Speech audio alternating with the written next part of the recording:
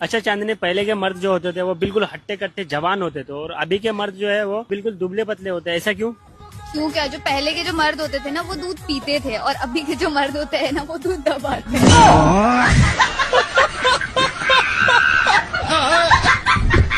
चांदनी, क्या लड़कियों को प्यार में टाइम देना चाहिए? लड़कियां प्यार में टाइम दे ना दे, टाइम पर दे, बस लड़कों के लिए यही इम्पोर्टेंट होता है।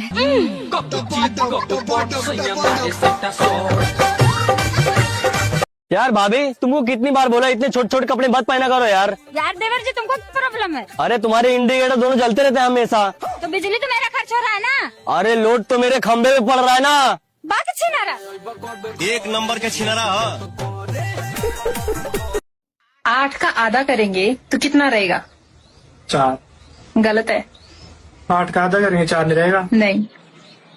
पता नहीं, 4 रहेगा। नहीं, आप बताओ। एक दानचंद नाम का महाकंजूस आदमी जिसका सिद्धांत था कि चमड़ी जाए पर दमड़ी ना जाए।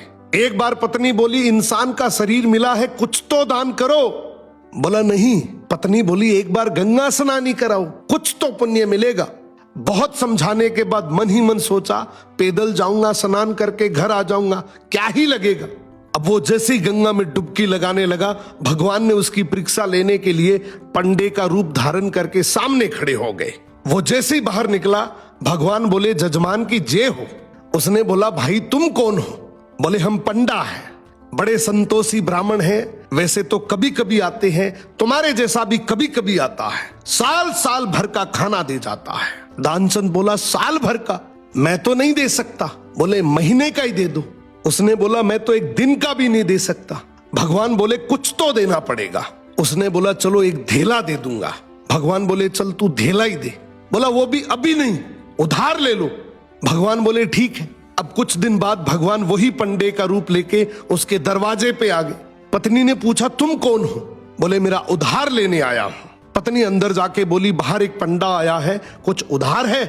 बोला, हाँ, लेकिन तू बोल दे तबीयत खराब है। पत्नी ने वैसा ही किया। भगवान बोले, चलो जजमान के ठीक होने तक का इंतजार करते हैं, खाना ले आओ। पत्नी फिर अंदर जाती है और बोलती, वो पंडा तो यही चौकड़ी मार के बैठ गया। वो बोला, बोल दे मर गए।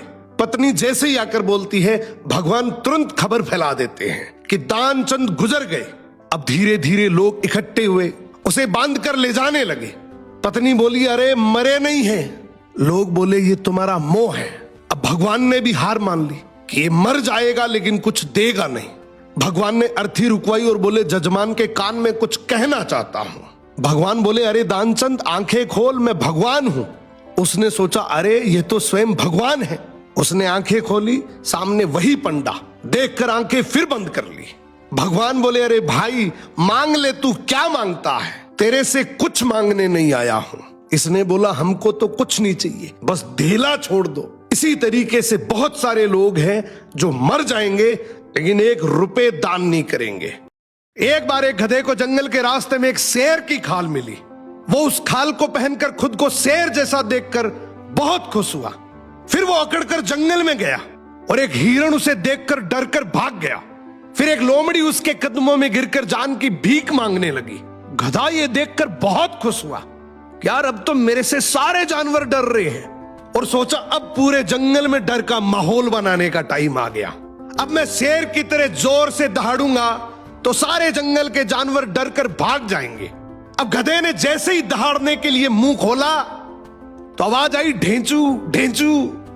शेर जैसे हुलिये में गधे की आवाज सुनकर जंगल के सारे जानवर हैरान रह गए और सब चिल्ला उठे, अरे देखो देखो, ये तो गधा है, ये तो शेर की खाल पहनकर हम सबको बेवकूफ बना रहा था। फिर सभी जंगल के जानवरों ने मिलकर गधे का सॉफ्टवेयर डाउनग्रेड करके फिर से गधा बनाया।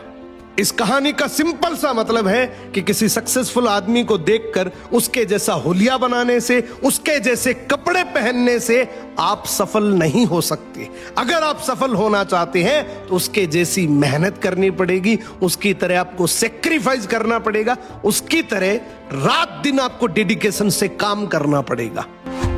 एक आदमी ने कांच की दीवार के पीछे बने बंद पिंजरे में एक मरा हुआ चूहा फेंक दिया। उस पिंजरे में 20 से ज्यादा जहरीले कोबरा सांप रहते थे जो आमतौर पर शांत रहते थे। लेकिन जैसे चूहा गिरा, एक सांप ने उसे झपटा, तभी दूसरे सांप ने पहले सांप पर हमला कर दिया।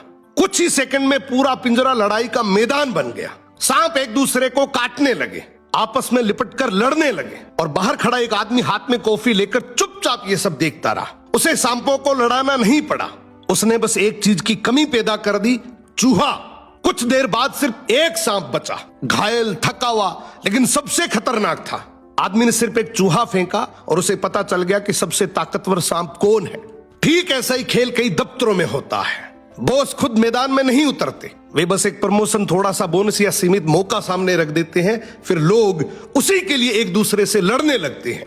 याद रखो, सांपों की लड़ाई नहीं होती, खेल उस आदमी का होता है जिसने चूहा फेंका। इन तीन लोगों को कभी महंगाई महसूस नहीं होती। पहला जो बाप का खाता है, दूसरा जो हराम का खाता है और तीसरा जो मांग कर खाता है। क्योंकि जिसने खुद मेहनत करके कमाया होता है उसे हर एक रुपए की कीमत पता होती है। उसे पता होता है कि एक एक पैसा जोड़ने में कितनी मेहनत लगती है। लेकिन जो बिना मेहनत के सब कुछ पा लेते हैं, उन्हें ना खर्च का दर्द समझ आता, ना कमाने की अहमियत। भाभी, मेरे घर वालों को पता चल गया मैं किसी से प्यार करूं। अच्छा देवर जी, वैसे किससे प्यार करा? घर वालों को पता चला, मुझे नहीं।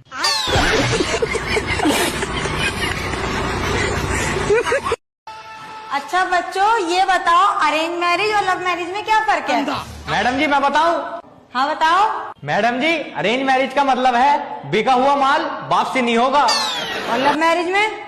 लव मैरिज का मतलब ये है, पहले इस्तेमाल करो फिर विश्वास करो।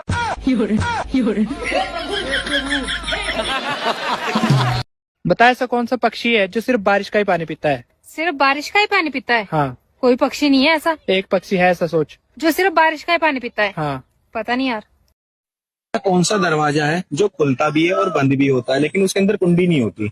उसके अंदर कुंडी नहीं होती, खुलता भी और बंद भी होता है। हाँ। ऐसा कौन सा दरवाजा होगा?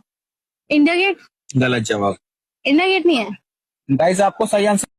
5 पति की नार बता दो द्रौपदी को छोड़कर, बिन दूल्हा की बारात बता दो श्री राम जी को छोड़कर, सूरज जी को किसने निगला हनुमान जी को छोड़कर? हनुमान जी को छोड़कर? हाँ। ये प्रश्न कठिन, वैसे कठिन नहीं है, सोचो, थोड़ा सा दिमाग लगाओ। नहीं बता पाओगे। नहीं बता पाओगे? गाइस आप लोग बताओ कैसे, क्या हुआ? एक बार एक कुत्ते और गधे की शर्त लगी कि जो दौड़कर पहले पहुंचेगा वो सत्ता के सिंहासन पर बैठकर राज करेगा। दौड़ शुरू हुई, कुत्ता खुश था। उसने सोचा मैं तो बहुत तेज भाग सकता हूं और इसमें शर्त लगाने वाली कौन सी बात थी, गधे को तो मैं यूं हरा दूंगा। दोनों ने दौड़ लगानी शुरू कर दी, पर उस कुत्ते को क्या मालूम कि हर गली नुक्कड़ पर उसे दूसरे बहुत से कुत्ते मिलेंगे जो उसे आगे नहीं जाने देंगे।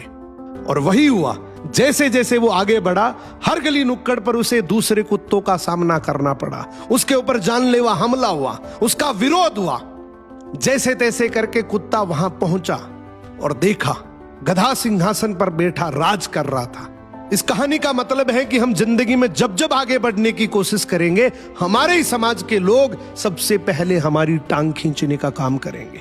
हमारे ही अपने लोग सबसे पहले हमें रोकने का काम करेंगे। ये कड़वा सच है कि जब जब हम आगे बढ़ने की कोशिश करेंगे, सबसे पहले हमारे अपने ही हमें रोकेंगे।